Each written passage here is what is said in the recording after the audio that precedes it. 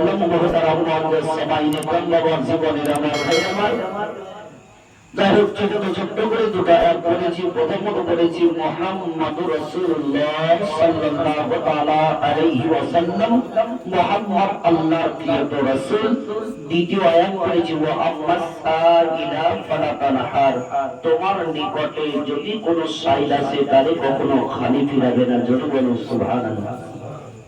তাই প্রথমত কথা হচ্ছে ছাগল গরুর কাছে রাখার যদি না থাকে ছাগল ঠিক থাকবে না, ধান খাবে বলে ধান খাবে। তাই মাইক বলার কাছে মাইক ম্যান যদি না থাকে মাইক ঠিক থাকবে প্রত্যেকটা দিন। এরা চালু করে দিয়ে চলে যাচ্ছে, চলবে না চলবে সেটা তোমাদের ব্যাপার। যাই হোক যাই চলছে চলতেই না। তবে আমরা এই জায়গায় এসেছি আমাদের উদ্দেশ্য প্রত্যেকটা মানুষের কিছু শিক্ষা অর্জন করবো, তাই কিনা বলুন? না খালি মনে করছে কি মুরগিদের গলার আওয়াজ শুনবি চলে যাবো। প্রথমত আমাদের এক নম্বর যে কিছু কিছু যুবক যুবক ভাইদের মাথা করে একটু কালো কালো লাগছে, তাই না? কালো মানে বুঝতে পারছেন? যদি কোনোদিন কোথাও জালসা মিলাতে যদি যাও ভাই, টুপি যদি বিয়েতে লজ্জা লাগে একটা হাতে রুমাল নিয়ে যাওয়া। আদবের জায়গায় বুঝবো রাসূলের সুন্নাত হচ্ছে টুপি লাগানো। যাই হোক আজকাল দিন চুপচাপ থেকে যাও। তবে এগুলো আমাদের শিক্ষার জিনিস, আমাদেরকে জানতে হবে। প্রথমত দেখো আমাদের প্রত্যেকটা মানুষ এমনকি আলেমদেরও শিক্ষার প্রয়োজন আছে। কোন জায়গায় কোন মুহূর্তে কোন সমাজে সুবহানাল্লাহ পড়তে হয় এইগুলাই আমরা ঠিকভাবে এখনো পর্যন্ত জানি না। জানি যদি জানতাম কোন সমাজে সুবহানাল্লাহ বলতে হয় তাহলে আমার বন্ধুগণ আমার আপনাদের ইমাম সাহেব যে কথাগুলো বলছিলেন তাহলে মৌলভী সাহেবকে বলতে হতো না যে জোরে বলুন সুবহানাল্লাহ, তাহলে আপনারা নিজে নিজেই বলতেন কি সুবহানাল্লাহ। কি ভাই? তাহলে এগুলো তো আমরা নিজেই জানি না। আবার চায়ের দোকানে খুব বড় বড় আমরা খুব ফতোয়া করি। দেখবেন আমরা কিছু কুরবানিতে চলে গেল মাসলা মাসাইল কোন আলেমের কাছ থেকে না নিয়ে কোন মুফতি সাহেবের কাছ থেকে না নিয়ে সব থেকে বড় বড় মুফতি যদি আছে বুঝলেন যে একমাত্র চায়ের দোকানে থাকে, থাকে না? চায়ের দোকানে যত রকমের হাদিস যত রকমের ফতোয়া চায়ের দোকানে বলে, তাহলে মৌলভীদেরকে প্রয়োজনই বলে। দ্বিতীয়ত নাম্বার আপনার এই গ্রামে একজন লোক মারা গেল, যেমন যে ভাই আমার যার উদ্দেশ্যে ভাই নামে যে মিলাদ মাহফিল করা ছিল তিনি ইন্তেকাল করে যখন করলেন মসজিদে এলান হলো অমুকের ভাই ইন্তেকাল করেছে, জোহরের নামাজের পরে পরে তার জানাজা হবে, তাই তো? আচ্ছা বলুন ওই মৃত্যুর সংবাদ শোনার পর আমাদের প্রত্যেকটা মানুষের কর্তব্য কি?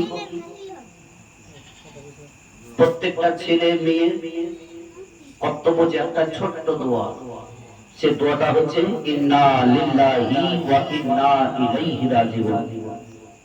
বলুন আমার যতটা জানে বলে ভাই 100% থেকে 20% লোক এই দোয়াটা জানে, 80% লোক জানে না। জানেন? কোনদিন কোন মানুষ ইমামকে কিংবা কোন নামাজিকে মুয়াজ্জিনকে কখন জিজ্ঞাসা করেছে ভাই দোয়াটা একটু শিখে দাও? কোন মেয়ে ছেলে যে মেয়ে ছেলে জানে সে মেয়ে ছেলে অন্য কারোর কাছে বসে শিখতে চেয়েছে? আজকালকার বর্তমান যুগে যুবক যুবক ছেলেরা বুঝলেন রাত 12টা 1টা পর্যন্ত কাটাবে কিছু জানে একটা বড় মোবাইল নিয়ে রাস্তায় বসে থাকে মার মার মার মার মার মার মার, তাই না? এই মার মারে ঘন্টার ঘন্টা কাটিয়ে দিতে পারে, কিন্তু ইশার নামাজের পরে ইমাম সাহেব একাই মসজিদে চুপচাপ বংশময় বসে থাকে, সেই সময়তে গিয়ে কোন ছেলেরা চেষ্টা করল নাকি ইমামের কাছে একটু শিক্ষা অর্জন করে? তাহলে ভুলটা কাদের? ইমামদের না আমাদের? ভুলটা আছে আমাদের। আজ আমরা সে ভুলটা আমরা বুঝতে পারি না, আমাদের ইমামদের জট করে আমরা ভুল বলি। কেমন বলি? কিছু কিছু জায়গাতে আছে কিছু মেয়ে ছেলেগুলো এইভাবেই কথা কিনা বলে মৌলবী খাচ্ছে আর খালি প্রতিমার মতো ভুল হয়ে যাচ্ছে, ছেলেপিলা পড়াই না।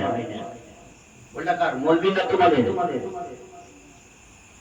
সঠিক ভুলটা যদি বলেন তো আপনাদের ইমামের নয়, ইমামের কাছে যদি পাঠিয়ে দেওয়া হয় তবে সেই ইমাম কখনো কাউকে শিক্ষা দিতে ফোন করবে না। করবে কি? তাই তোমার নিজেই পাঠায় না বাচ্চাদেরকে মারতে। যদি ইমাম সাহেব কোন একটা বাচ্চাকে এক থাপ্পড় মেরে দেয়, কামতে কামতে বাড়ি চলে এলো, তখন চললো বাচ্চার মা গাও গাও গাও গাও করতে করতে ইমামের কাছে, কেন মারবো? কিন্তু তুমি যখন বাড়ি তোমার বাড়ি আসলে আর এক থাপ্পড় দিয়ে মসজিদ পাঠিয়ে দাও, দেখো ওই বাচ্চাটাও শিক্ষা দিবার চেষ্টাটা করে। তোমার সব উত্তর দিয়ে ভাবিয়ে যাবে না। চলুন আগে দিকে আমরা জানাজাতে যাই। জানাজা যাওয়ার কি করি? ইমাম সাহেবকে এই নিয়ম বলে দিতে হয়, বলে দিতে হয় না? ওই সমাজে যদি নিয়মটা না বলে দেয়, ইমামকে 3 দিনকার পরে 4 দিনকার দিনে টাকা পয়সা দিয়ে বলে 50 দিন চলে যাবে, আর হচ্ছে না। কেন ভাই? বলে জানাজাতে নিয়ম বলে দেন। পাবলিকরা মসজিদের ভুল ধরতে খুব চেষ্টা করে, কোন দিক দেখা তার উপর কোন দিক কি করবো, এই ফর্মটা গেটে দেবে। চলুন আগে দিকে মাটি দেয় কয় খাবো, 4 বার না 5 বার? 3 বার। ছোট ছোট বাচ্চারা যাদেরকে 3 বার দিতে হয়, তার বেশি দিতে হয় না। কি পড়ে যায়? যারা যারা জানে তারা তারা পড়ে মিনহা খালাকানাকুম ওয়া ফিহা নুঈদুকুম ওয়া মিনহা নুখরিজুকুম তারাতান উখরা।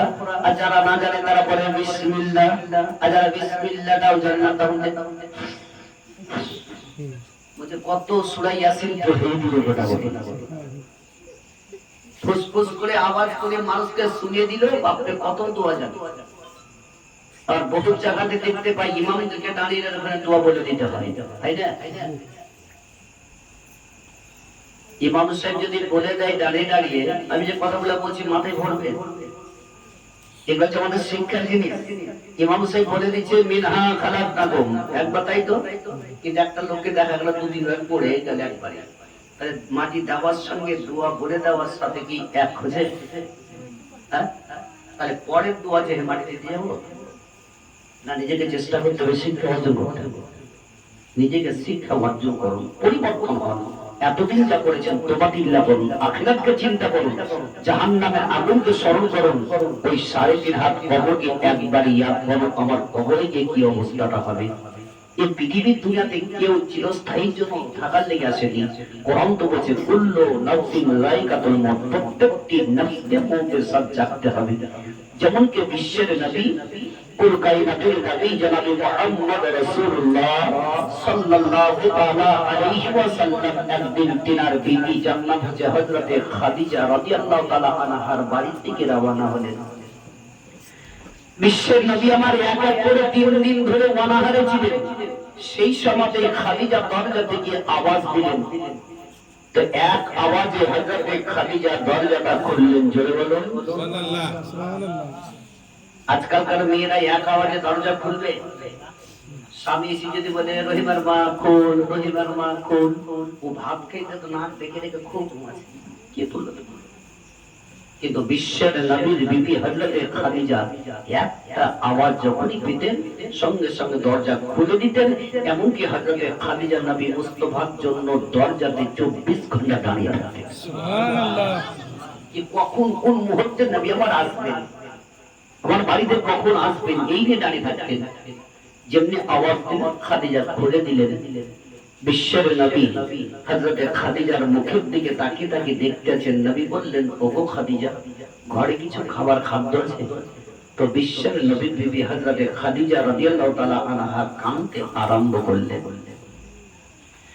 ওই সমাজে আল্লাহর নবী মুজাহিদরা জনাবে মুহাম্মদ রাসূলুল্লাহ সাল্লাল্লাহু তাআলা আলাইহি ওয়াসাল্লাম হযরতে খাদিজা রাদিয়াল্লাহু তাআলা আনহার দিকে নবী আমার বললেন, খাদিজা কেন এভাবে কান্না করো?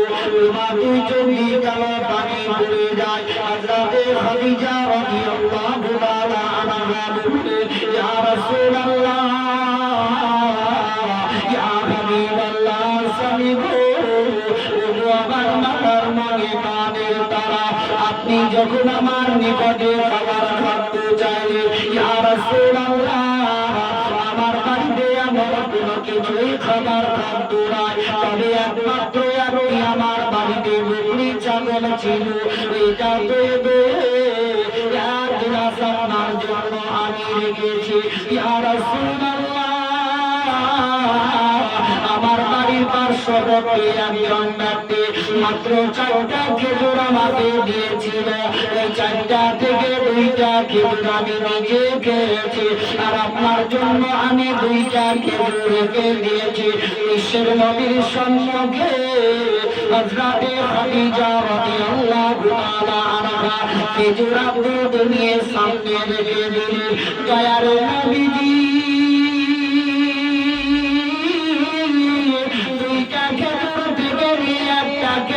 খাদিজার দিকে লক্ষ্য করে বললেন, ওগো খাদিজা, এনাও তুমি একটা খেজুর নিয়ে নাও, আর আমি একটা খেজুর নিয়ে নিচ্ছি। হযরতে খাদিজা রাদিয়াল্লাহু তাআলা আনহা আরো বাজার মানে কাঁদতে আরম্ভ করলেন। তুই চোখের পানি ঝরঝর করে ঘুরে যাওয়া নবী আমার বললেন, খাদিজা, ও খাদিজা, ভাবি আর একটু চোখের পানিটা বন্ধ করো। আমি নবী মুস্তাফা খাদিজা তোমার চোখের পানি বন্ধ করতে পারে না, তবে একটা খেজুর তুমি নিয়ে নাও। হযরতে খাদিজা রাদিয়াল্লাহু তাআলা আনহা বললেন, ইয়া রাসূলুল্লাহ, ইয়া হাবিবাল্লাহ, নবী গো, আমি 2টা খেয়েছি, আপনি 2টা খেজুর খেয়ে, নবী গো, আপনি খেয়ে আমি খেজুর খাওয়া। বিশ্বের নবী বললেন, খাদিজা, না না, তুমি একটা নিয়ে নাও, আর আমি একটা খেজুর হাতে নিয়ে নিচ্ছি। খাদিজা, একটা তুমি নাও, আমি একটা নিচ্ছি। দেখুন বিশ্বের নবীর আদর্শটা দেখুন। আর আজকালকার আমাদের মানুষের এই আদর্শ, বাহির থেকে কাজকর্ম করে বাড়ি যখন আসি, বাড়িতে আসার পর খাবার যখন চাইলো, স্ত্রী যা ছিল খাবার সেটাই দিয়ে দিল, দেখলো খাবারের পেট ভরবে না, তখন রাগ হবে না? হবে না? তখন স্ত্রীকে রাগে বলছে, তোর বাড়িতে এটাই খাবার, চার কিছু না। হয়তো মারপিটটা শুরু হয়ে যেত, কিন্তু ভাবলো না যেটা ছিল সেটাই দিয়েছে। আমার স্ত্রী খেয়েছে কি খাইনি তার থেকে কিছু ওকে দিই, এরকম কেউ করে? নিজের পেট সবাই যায়। বিশ্বের নবী আমার বলছেন, খাদিজা, এটাও একটা, আমি নিচে একটা। বিশ্বের নবী, কায়নাতের নবী জনাবে মুহাম্মদ রাসূলুল্লাহ সাল্লাল্লাহু আলাইহি ওয়াসাল্লাম একটা খেজুর হযরতে খাদিজা রাদিয়াল্লাহু তাআলা হাতের মধ্যে যখন দিয়ে দিলেন, নবী আমার একটা খেজুর হাতে নিয়ে দিলেন, আর হযরতে খাদিজার দিকে বিশ্বের নবী আমার লক্ষ্য করে যখন দেখলেন, দেখছেন তো যে কাপড়টা পরিধান করেছিলেন, এই কাপড়ের মধ্যে এত ডাবটি ছিল, ওই কাপড়ের মধ্যে দ্বিতীয় ডাবটি দেওয়ার মতো কোন জায়গা ফাঁকা নাই। বিশ্বের নবী আমার চোখ দুটো বন্ধ করলেন, নবী 2 চোখের কোনা দিয়ে পানি পড়ে গেল।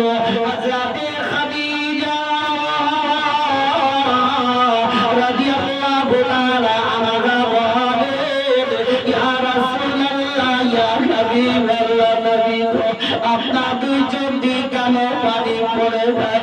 নবী আমার বললেন, খাদিজা, তোমার শরীরের মধ্যে যে কাপড়টা পরিধান করে আছো, এই কাপড়ের মধ্যে এত ডাবটি, দ্বিতীয় ডাবটি দেওয়ার মতো কোনো জায়গা নাই। তবে একবার যদি বলতে খাদিজা, তবে তোমাকে আমি কাপড় নিয়েছে দিতাম। হযরতে খাদিজা রাদিয়াল্লাহু তাআলা আনহা বলেন, ইয়া রাসূলুল্লাহ, ইয়া হাবিবাল্লাহ, নবী গো, আমি জানি গো, জানি, ইয়া রাসূলুল্লাহ, তবে আপনার নিকটে আমার জামা কাপড়ের কোনো আশা নাই, তবে আমার মনের মধ্যে যেটা আশা আছে, এইটা যদি আপনি পরিপূর্ণ করে দেন, তবে আমার মনের আশা পরিপূর্ণ হয়ে যাবে। বলছে, আমার জামা কাপড়ের কোনো আশা নাই, তবে আমার মনের যেটা ইরাদা আছে ওটা যদি পরিপূর্ণ করে দেন, তবেই আমার বেড়া পার হয়ে যাবে। আচ্ছা বলো, আমাদের দেশে এরকম ছিঁড়া ফাটা কেউ দমকি দিয়ে কাপড় চৌকি দিয়ে 4টা 5টা 10টা 11টা মেয়ের বাড়িতে সুটকেসে কাপড় ভরা আছে। কাউরি বাড়ি যখন বিয়া খেতে যায়, তার আগে কিংবা দুদিন আগে বলে একটা নতুন কাপড় নিয়ে এসে দাও, কিন্তু কাপড় ভরা আছে, এরকম আছে না? আর যদি না দেয় তখন তার কথাবার্তা আলাদা হয়ে যায়, বিশাল মেজাজ হয়ে যায়। কিন্তু মা আমার বন্ধুকে বলবো একটু সতর্ক হয়ে যাও, যে কাপড় আছে তোমার স্বামীর কাছে অর্থ টাকা পয়সা আছে না নাই সেটা তুমি একবার ভেবে দেখো। তুমি যখন চাইবে তোমার স্বামীর কাছে যদি কাপড় না থাকে, টাকা যদি না থাকে, হয়তো মাথা নত করে তোমার কাছে একটু নম্রতা হতে হবে। আর যদি তোমার কাছে যদি সেরকম নম্রতা হয়ে যায়, তাহলে তোমার কি অবস্থা হবে একমাত্র আল্লাহ জানে। প্রত্যেকটি জিনিস আমার মা বোনের জন্য সতর্ক হও। বিশ্বের নবী বলছেন, তবে তোমার কি মনের মধ্যে ইরাদা আছে একবার বলো। যেমন সাইরে বিশ্বের নবীর দিকে লক্ষ্য করে সাইরা বলে লেখক লিখেছে, নাবি তোমার নাম সরিয়া পাগল জানি হইলাম গো, নাবি একেবারে দুনিয়ায় সব, নাবি একেবারে দুনিয়ায় সব, নাবি তোমার নাম সরিয়া পাগল মোরা হইলাম গো, নাবি একেবারে দুনিয়ায় সব, নাবি একেবারে দুনিয়ায় সব, সপনে দিও গো দেখা দেখিব নয়নে ভরে গো, নাবি একেবারে দুনিয়ায় সব, নাবি একেবারে দুনিয়ায় সব, জীবনে তার সইবা গদিদাম নাবি তোমার চরণে, আমি চমকে তামি কদমে, নাবি চমকে তাম কদমে, নাবি তোমার নাম শুনিয়া পাগল মোরা হইলাম গো, নাবি একেবারে তুমি আইছো গো, নাবি একেবারে তুমি আইছো গো, তোমার প্রেমে পাগল হইয়া ঘরে বাড়ি সব ছাড়লাম গো, নাবি তোমায়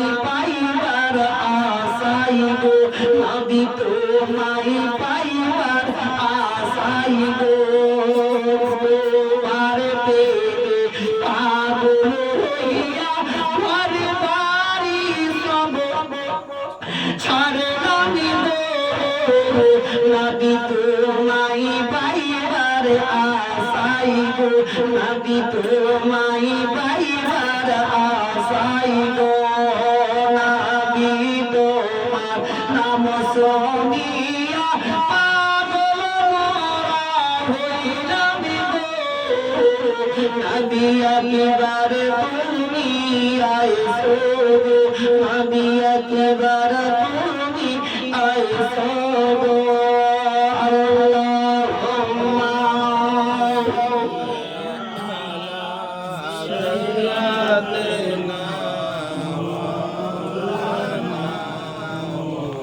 وعلى آل سيدنا সাল্লাল্লাহু তাআলা আলাইহি ওয়াসাল্লাম। ও বাবা জীবনের আমার ভাইরা মা বোনেরা আমার বিশ্বের নবী কুল কায়নাতের নবী জনাবে মুহাম্মদ রাসূলুল্লাহ সাল্লাল্লাহু তাআলা আলাইহি ওয়াসাল্লাম বলতে, ও খলিফা তবে আপনার চোখের পানিটা বন্ধ করো, তবে তোমার মনের মধ্যে এমন কি ইরাদায় আছে একবার তুমি আমার প্রধান শুকরে বলো। হযরতে খাদিজা রাদিয়াল্লাহু তাআলা আনহা বললেন, ইয়া রাসূলুল্লাহ, ইয়া হাবিবাল্লাহ, নবী গো, এই পৃথিবী দুনিয়াতে চিরস্থায়ীর জন্য কেউ থাকার লেগে আসেনি, যার যেদিনকে ডাক পড়বে এই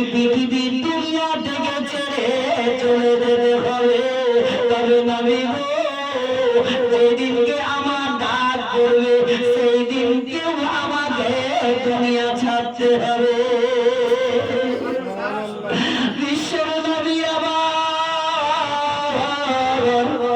হযরতে খাদিজা রাদিয়াল্লাহু তাআলা আনহার দিকে লক্ষ্য করে নবী আমার চোখ বন্ধ করলেন। নবী দুই চোখ দিয়ে দুই কপাল পানি পড়ে গেল। বিশ্বের নবী আমার খাদিজার দিকে লক্ষ্য করে বললেন, ওগো খাদিজা, এই কথা কি আর মধ্যে বের করে দাও। বিশ্বের নবীর দিকে লক্ষ্য করে হযরতে খাদিজা বলেন, ইয়া রাসূলুল্লাহ, ওগো আমার স্বামী মাতার মনে মনের তারা, এই পৃথিবী দুনিয়া সকলকে একদিন ছেড়ে যেতে হবে।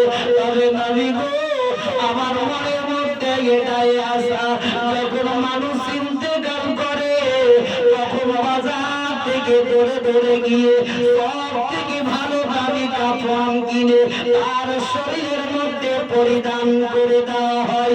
ইয়া রাসূলুল্লাহ, ইয়া হাবিবাল্লাহ, নবী গো, আমার যেদিনকে ইন্তেকাল হবে সেই দিন বাজার থেকে কাফন কিনে আমার শরীরের মধ্যে পরিধান করাবেন না। তবে আপনার শরীরে যে কাপড়টা পরিধান করে আছে ওই কাপড় দিয়ে আমার যদি কাপড় করে দেন তবে আমার বেড়া পার হয়ে যাবে।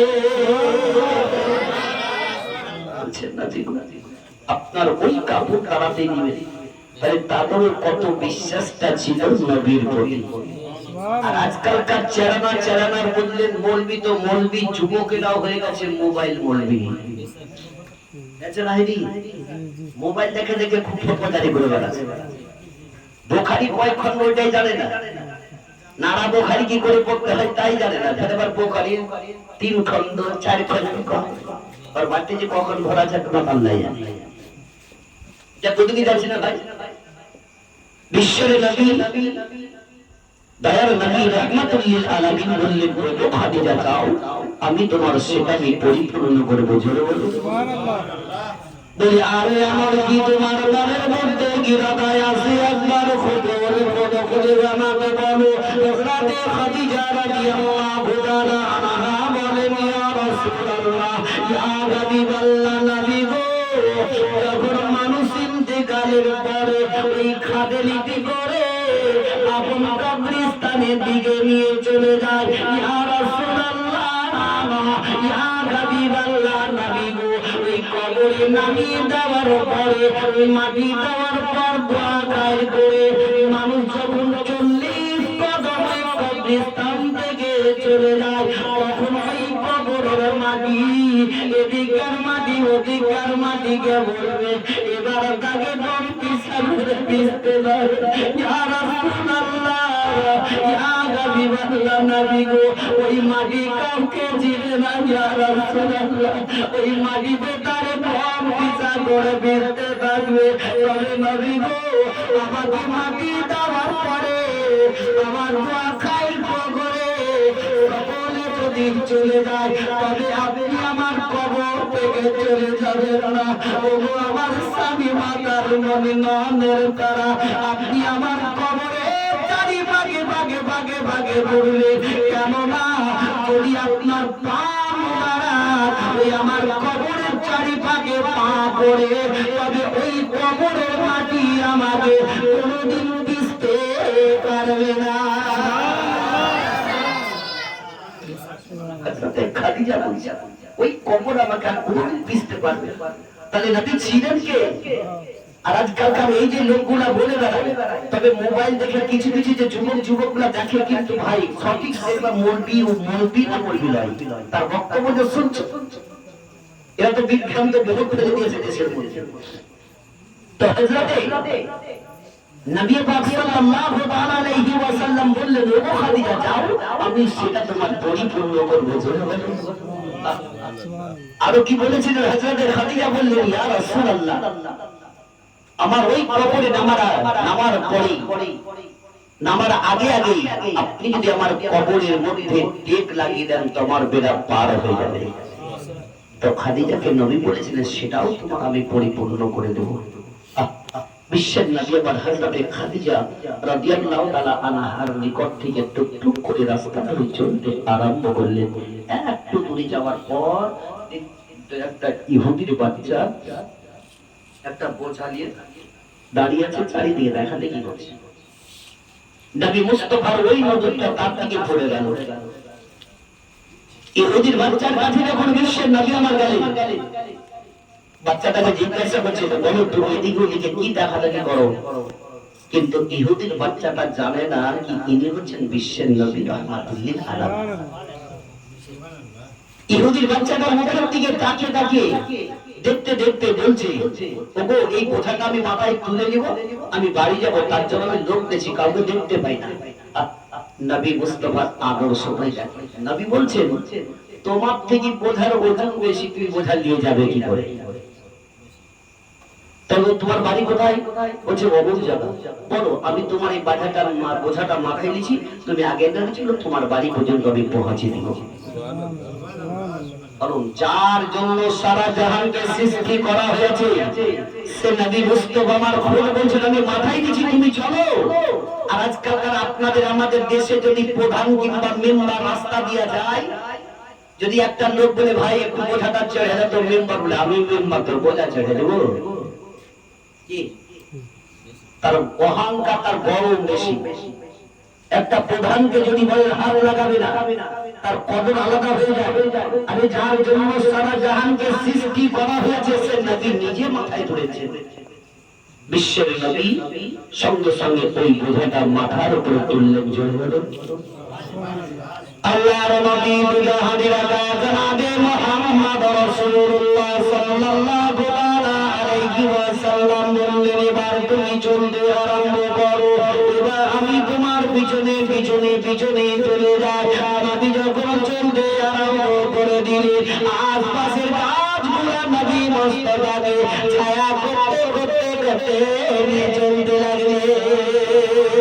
ইহুদির ওই বাচ্চাটা বিশ্বের নবীর মুখের দিকে একবার চেয়ে দেখে, একবার আসমানের দিকে তাকিয়ে দেখে।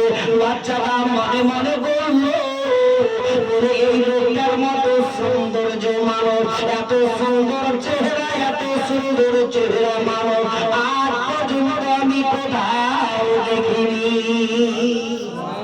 বুঝি এত সুন্দর চেহারা বিশ্বের নবী আমার যেই জায়গাতে পা রাখতে ছোট ছোট বিশ্বের নবীর পদতলে যখনই পড়ে যেত, ওই পাথর গোলা মামের মতো গলে যেত। কেননা যাতে বিশ্বের নবীর পদতলে কখনো আঘাত না লাগে। নবীর পায়ের তলে ছোট পাথরগুলো পড়তো, মদের মতো গলে যেত। তাহলে আমার দেশের লোক যারা বলছে কি নবী আমার ঘেই মতো, তোর পাথর তো দুধের কথা, আরো কিছু বলছে, একটু কিছু বলে আচ্ছা কি? তবে তাদের কাছ থেকে দূরে দূরে থাকার চেষ্টা করুন। আল্লাহ যেটা আমাদের প্রত্যেকটা মানুষকে সঠিক পথে নিয়ে তৌফিক ইনায়াত করুন। সকলে বলুন আমিন। বিশ্বের নবী কায়নাতের নবী জনাবে মুহাম্মদ রাসূলুল্লাহ সাল্লাল্লাহু তাআলা আলাইহি ওয়াসাল্লাম তিনি আপন করে চলে যান। আশপাশের গাছগুলো ছায়া করতে করতে করতে নিয়ে চলে যায়। এমনকি দয়ার নবী মুস্তাফা আমার ওই ইহুদির বাচ্চাকে বলতে লাগলেন, বাচ্চা বাবু তোমার বাড়িটা কোন জায়গায় বাবু? বলে ওই দেখো সামনে যে বাড়িটা দেখতে পাওয়া যায় ওইটাই হলো আমাদের বাড়ি। আহারে বিশ্বের নবী ইহুদির দরজাতে গিয়ে ওই বোঝাটা নামিয়ে দেওয়ার পরে চট করে ইহুদির বাচ্চার হাতটাকে ধরে দিলেন। নবী আমার বললেন, বাচ্চা শোনো রে, এইখান থেকে এত দূর পর্যন্ত তোমার সঙ্গে বহু আলাপ আলোচনা করতে করতে করতে আসলাম। তবে তার মধ্য থেকে যদি কোনো কথার মাধ্যমে তোমাকে আঘাতে লেগে থাকে তবে আল্লাহর রাস্তায় তুমি আমায় মাফ করে দিও। নবী আমার সেই জায়গা থেকে চলতে লাগলো। একটু পরে ইহুদি ওই বাড়ির ভিতর থেকে যেমনি বাইরে চলে এলো, এমন সমাজে ওই ইহুদিটার নজর কিন্তু বোঝার দিকে পড়ে গেল। একবার বেটার দিকে দেখে, একবার বোঝার দিকে দেখে। ইহুদি বলল, বেটা রে, এই বোঝাটা তোমাকে পৌঁছে দিয়ে গেল, কি করে তুমি নিয়ে আসলে বলো? বলে, আব্বা গো, এই বোঝাটাই আমি নিয়ে আসলে, তবে একটা লোক আমার বোঝাটা পৌঁছিয়ে দিয়ে গেল। ইহুদি বলল, বেটারে, তবে বোঝা পৌঁছার কারণে কয় টাকা তোমার নিকট থেকে নিয়েছে বলো? বাচ্চা বলল, আব্বা গো, এই বোঝাটা পৌঁছার বদলে আমার নিকট থেকে একটাও পয়সা দেয়নি। তবে আব্বা গো, ওই লোকটার মতো সৌন্দর্য চেহারা আজ পর্যন্ত কোথাও মানুষ দেখিনি। তবে আমার হাতটা ধরে আব্বা যান, আমার কাছ থেকে ক্ষমা চেয়ে চলে গেল। ইহুদি বলল, বেটারে, কোন দিকে গেল বলো? বলে, ওই দেখো সামনে যে হেঁটে হেঁটে চলে যায়, ওই লোকটাই আমার বোঝা পৌঁছিয়ে দিয়ে গেল। ইহুদি চট করে ধরে বিশ্বের নবীর সম্মুখে দাঁড়িয়ে গেল, আর দয়ার নবীকে সামনে গিয়ে জিজ্ঞাসা করা হলো। বিশ্বের নবীর যখন আদর্শবান দেখতে পেয়ে গেল, ইহুদি সঙ্গে সঙ্গে নবীর কাছে কলমা পড়ে ঈমান নিয়ে এলো। নবীর ব্যবহার দেখেই মানুষ ঈমান নিয়েছে, নবীর আদর্শ থেকে তারা নবীর প্রেমে পাগল হয়ে যায়। যেমন শাইরে বলে, আমরা নবীর পাগল দিওয়ানা রে সোনার মদিনা, আমরা নবীর পাগল দিওয়ানা, আমরা নবীর পাগল দিওয়ানা রে সোনার মদিনা,